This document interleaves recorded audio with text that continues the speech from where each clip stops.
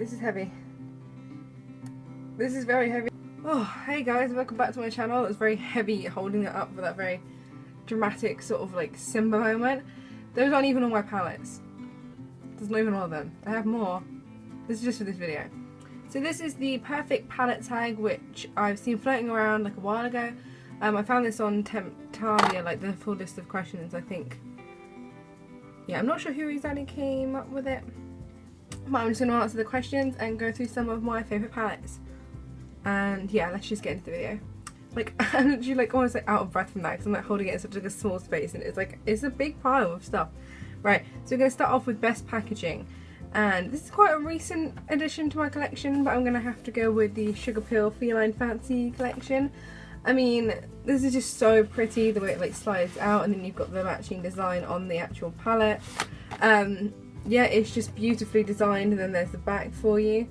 Yeah, it's just gorgeous. I mean, it just really sort of like trumps. It pretty much trumps all the other palettes that I have in terms of packaging.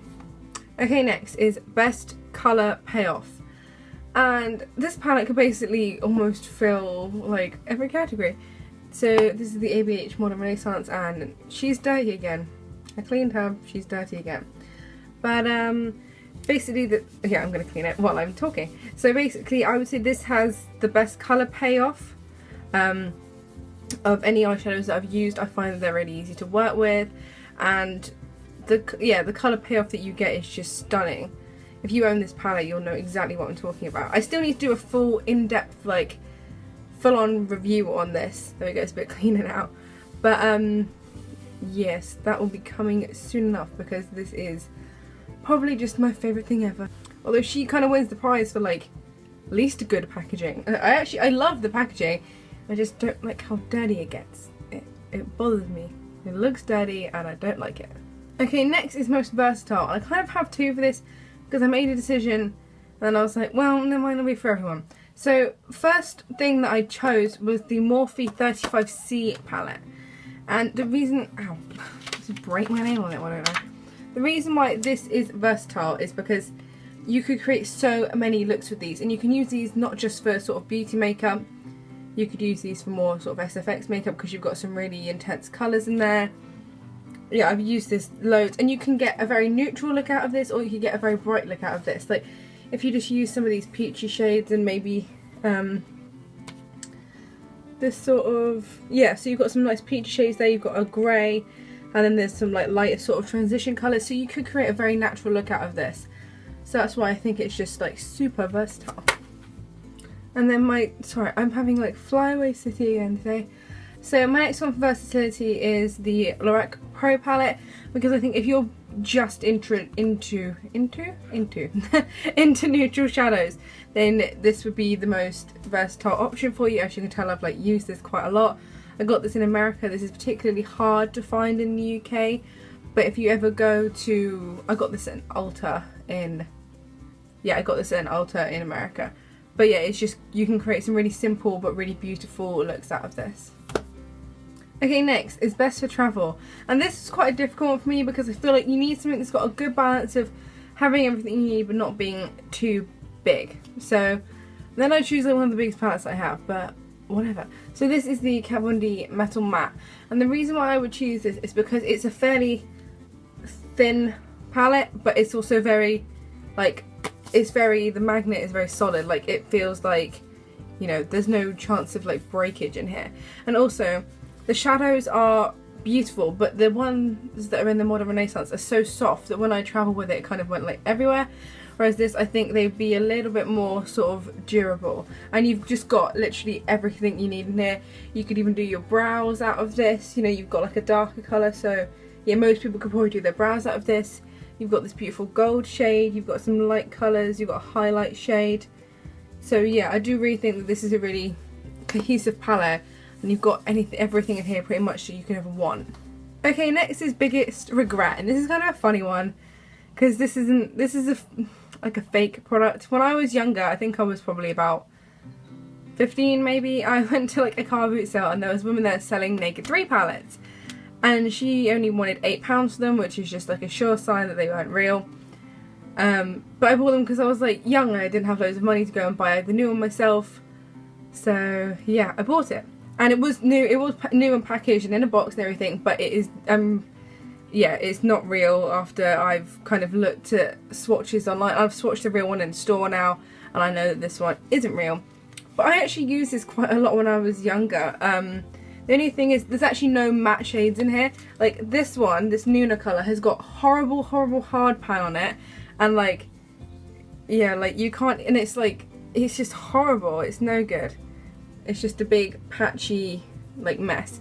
But it, you know, it is fake. This is not anything against Urban Decay's real makeup products, because the real one, when I swatched it, I was like, oh, this is beautiful. Why was this one so bad? And then I kind of figured out that it wasn't real. But some of these shimmery colours are okay. I might declutter this because my mum, for example, would probably just enjoy using the like pinky shimmery colours, and she wouldn't really be fussed if, like, about this middle one not being very good. But I actually used this a fair amount when I was younger, but I just regret it because, you know, it's not real, and it doesn't have any matte colours in it either. And I used to be all about shimmery colours, but now I prefer mattes. So yeah, I mean, it's not awful, but it's obviously nowhere near as good as the real thing. So try and buy real makeup. If you buy fake makeup by accident, it's okay. You just have to learn to live with it, I guess. Okay, next up is best colour names, and I'm going to go with the Jeffree Star Beauty Colour palette. The whole name of the palette I really like, but yeah, the names of these shades I really enjoy, and like they've kind of become such cult favourites just because of like the names are so, you know, like easily like recognisable because they're so unique. I really love this Confession, this Violets colour. I use them all the time, and these are really, really soft buttery eyeshadows, especially these two. These two are my favourite. Yeah. So Violets reminds me of Last Call from Urban Decay. There was an eyeshadow palette that had it in like years ago, but it's a really lovely reddy purple. And then Confession is, oh, it's made a big smudge. And Confession is like a nice shimmery burgundy colour. But yeah, they're just really gorgeous shades, and I love the names. And like each one has like a story behind it as well, which I really like. I think is really unique when a brand does that, when they take the time to sort of, you know, they don't just call, you don't know, it's just a bit more unique, I think. Okay, next up is least used, and this is the Smashbox Shape Matters palette. And like, it's chunky, it's big, it's quite heavy. I did use I need something to cover this mirror with, because otherwise it's just gonna sort of reflect everywhere. Just give me 2 seconds. Don't mind me, I'm just covering the mirror with a book of Sylvia Plath poems. This is from my like English A levels, so yeah. But this is the Shape Matters palette. I believe this was like a limited edition like Christmas thing, and I just really haven't used this, which sucked, because these are really, really lovely eyeshadows. Like this silver colour is just stunning, and then you've got this lovely like pink shade, and I find pink shades are quite hard to get right, but this one's quite nice and intense, and they're really smooth. The shimmers are just lovely. You've got these 3 brow colours down the side, but yeah, those are, oh, I was like trying to do it from that side. Yeah, so you've got those 2 really nice shades there, and you've got contour colours and a highlight shade, but I just don't use it enough, and I really should. What is this highlight like? That's really, maybe she will be getting used. Let me just give this a little, oh wow, see the highlight shade in there? It's not really picking up on camera, but it's really like opalescent and pretty. I'm going to try and use that more because it's a really great palette, and I just, yeah, it's just getting wasted being sat in my drawer. Okay, so next up we have most used, yeah. So this is the Urban Decay Smoked palette, and this is limited edition from literally like at least 5 years ago, I'm going to say. It's in this like fabric-y sort of like container. As you can see, I've like hit pan on like a couple of the shades, and this Rockstar colour's got a really big dent out of it. This Asphalt's got quite a dent out of it. Yeah, and basically I used to use this all the time. I used to take like Kinky like as my brow bone. I would put like a bit of Freestyle on the lid, and I would always use this mushroom colour, and I used to fill in my eyebrows with this colour. I'm just going to show you how dark this colour is, and then you will laugh at me. It's like black brown, and I used to use it to fill in my eyebrows. Do not ask me why, I thought it was a good look. But yeah, so this is just my most used palette. I really like this Loaded colour, I haven't used that. And this Barlas one I used to use quite a lot. And obviously Blackout is just like a nice deep black shade. And I've had this for years and yeah, I just love it. Okay, and then this is most loved. So I'm going to go with my like most loved recently because I feel like you all know what my most loved is. Anastasia, Beverly Hills, One Renaissance. How many times can I say that in one video? So my most loved recently is this Morphe 35O palette. People really raved about this and I kind of took for granted how nice it was going to be. That is just that gold colour shade swatched swatched there, but I've really been enjoying this. I really love this colour here in particular. I really want to try this out. It's like a shimmery sort of mauve colour. I like this gold colour, this peach, these two peachy browns, and then there's this like duochrome pink shade here as well.